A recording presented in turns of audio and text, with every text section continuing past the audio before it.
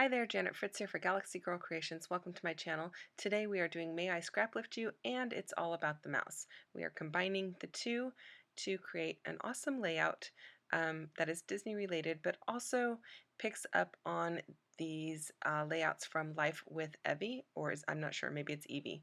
So basically, I noticed in her layouts, she uses a lot of cut files, a lot of florals, and a fair amount of mixed media. So I kind of picked up on that same vibe and made it my own. So I'm using this highway cut file in black, and I'm not doing a ton of mixed media because the paper that I'm using is from Vicki Boutin's new collection Color Study, and so it has that mixed media feel to it already. So that kind of did the work for me. And then I will be adding a bunch of florals, just like our inspiration today, Life with Evie. I'm going to say Evie, but it could be Evie. So if I got that wrong, my apologies. And so that is her Instagram account. You can go and check her out on Instagram. And May I Scraplift You? We are scraplifting a different person from Instagram all month long. I'm going to try and play along all month. We'll see how I do. This is a series that Crystal Barrett from Pineapple Papers started, and so it's been a lot of fun so far. We're just on day 2, but I do have some that are already ready to go for you for the remainder of the month, but I don't know if we'll get to all of them, so we'll see.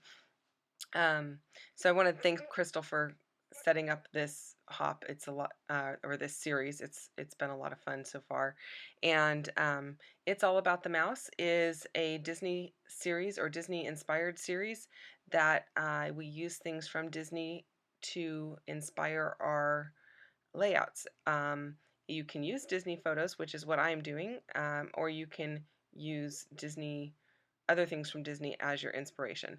So I am using Disney photos from Cars Land in front of Flo's Diner, and these are from the Disney Creative Day with Shamel. And so I wanted to go ahead and use that highway sign because we are in the Cars Land. I thought that would be perfect. And I'm really enjoying playing with the new Vicki Boutin collection, and so I am just fussy cutting some flowers to bring in a bunch of florals, just like our inspiration today.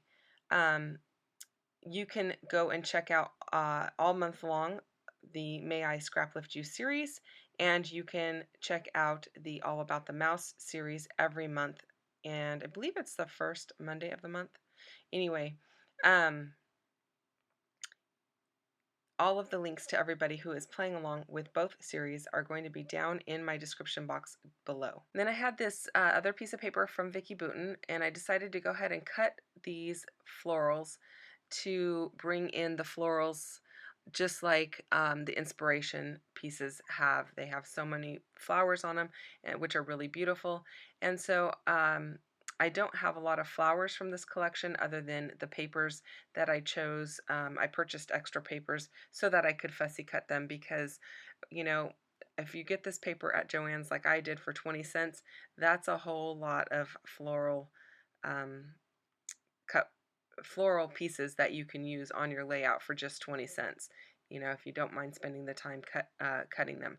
And I don't mind spending that time. Fussy cutting is definitely not my favorite thing in scrapbooking, but I don't mind it, especially if it's only on occasion, and they're pretty simple shapes to cut. You don't have to be super exact with them. I do find that I like a big slit cut in between the petals because I can pop them up onto some foam tape and give a little added dimension to the layout that way, rather than just cutting like a circle around the flower itself. I think that's a nice way to do it. And I know it's sometimes kind of confusing where to cut these flowers, especially when they overlap. And for me, I have kind of just gone with I cut around the flower that is the topmost flower. The other pieces, sometimes I leave them attached, but other times I just kind of let those pieces, a whole side of it is cut off, but then you just tuck them in. It's not a big deal. I used the Color Study stamp set that was available through Joann's, and so I really like this little polka dot one. It just brings in a little bit more black to the embellishment areas, which I find really pleasing to the eye. Kind of feels like it gives your eye a place to rest, even though there's stuff going on, but because it's black, it's very settling to your eye. Now, I did struggle with where I was going to put this wood veneer piece down at the bottom right hand side. Um, so I'm going to play with that quite a bit. And then I decided to go to the sticker sheet from Color Study, and I pulled out that camera. And one of the reasons I chose to use that camera is kind of a nod to Shamel, because these photos were taken from her creative day at Disneyland, and she uses a ton of cameras in her scrapbooking and in her collections. So I wanted to make sure that I put a camera on there just kind of as a nod to her. Nobody's really going to know that except for me, but in my mind it worked out really well. And also it brought that green down to the bottom right hand corner. And then that strip of paper that has a little saying on it, that's going to go in the upper left hand corner. So that's going to bring the green in up there. And I thought it was nice because it also kind of pulls in the green from the photos, especially that first photo, the left hand most photo has the green gas pump behind me. So I thought that worked really well. And here I'm just using Fun Foam. It's the cheap stuff from Walmart. It is adhesive backed on one side. The other side is just, you would have to use your own adhesive because it doesn't have any adhesive on it. And I normally, most often, choose to use the Nuvo Deluxe adhesive that is liquid. It dries pretty quickly, and it holds really well. Sometimes when I use my ATG, especially in little areas, the ATG kind of peels off of the foam. So I find that the liquid adhesive works the best for me. I'm going to pop this camera up onto some foam as well.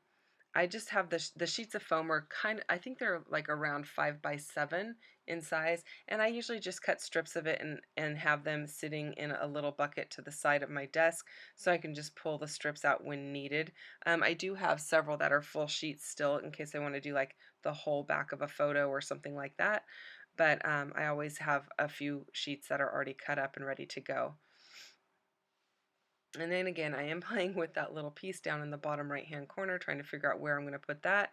And then I decide to tuck another flower underneath my photograph there in the corner because I felt like it had that weird white gap of the paper underneath it.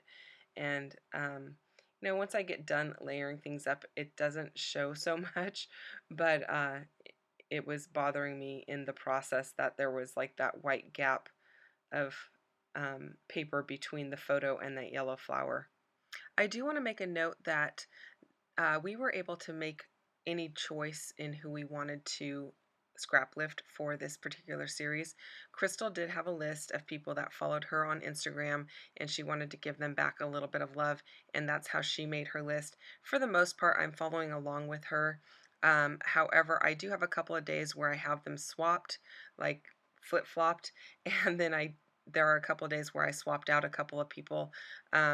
Not because I didn't like anybody that Crystal had on her list, just in order to meet requirements of other particular series that I am combining with this. So hopefully that makes sense, and I hope that you still go and check out everyone else. So now I switched out the sign. I had the pedestrian sign, now I've got a stop sign. I do end up using the stop sign. I think the shape of it works a little better down here in the corner, but I'm still playing with where to put that. And a lot of times I would cut out some of this process so you don't have to sit there and watch me struggle and figure it out. But sometimes I like to leave that in because it really does show that, not just because it's a video on YouTube, it doesn't mean it was always easy for the person making it. There are steps in there that we struggle with, and yes, sometimes we cut them out, but other times I find it kind of reassuring to leave those in to see that, this is real life, and it's not always like the easiest thing for us to figure out either. Just because I've got a YouTube channel, it doesn't mean I know everything about scrapbooking, or it doesn't come easy all the time. So then I decided I needed someplace to journal, so I'm going to add this orange journaling spot down over here, and that is from Paige Evans' new collection, Wonders. And so it it matched really well with the oranges that are in the Vicki Boutin collection, so I was happy with that. And then just added another flower there to kind of finish off that embellishment cluster, and that is a really large embellishment cluster, especially for me. I don't normally make them that large, but I'm considering this kind of like a diagonal design, with everything that's down below being kind of on the right hand side and everything up above is on the left hand side. And then originally I thought I was going to use the title Oh Snap, and it actually looks pretty good there, but I do switch it out. I do like the black up there, but I end up switching it out to be pink. Yeah, I don't know why I didn't stick with Oh Snap. I think I just liked the other one better. It's gonna say cheese instead, and so you're gonna see me swap that out. I think the spacing looked a little bit better to me, and the S in Snap being on that black line kind of didn't feel right. So, but now looking back on it through the video, it wasn't as bad as I thought. So sometimes things work out that way as well. And these are from Vicki Boutin as well, but these are from an older collection, and I'm not sure the name of the collection. So I do really like them. They're really fun. And I pulled in some of the pink hearts from that same um, thicker sheet because it's I wanted to bring that same color and that shiny texture down into the bottom of the embellishments as well. So it kind of keeps continuity from the two different clusters. And I am going to add journaling. The majority of my journaling is not going to be on the journaling spot. It's going to be in that space underneath the word cheese. There will be a little bit on the journaling spot, but like I said, it's majority on the left of my photos. So here are the close-ups. I really appreciate you guys taking time to spend with me. And if you have any questions or comments, you can leave those down below. I do get back to you. Sometimes it takes me a bit of time, but I do read them all, and I will get back to you at some point. So I hope you enjoyed this video. Thank you so much for watching. See you tomorrow. Bye-bye.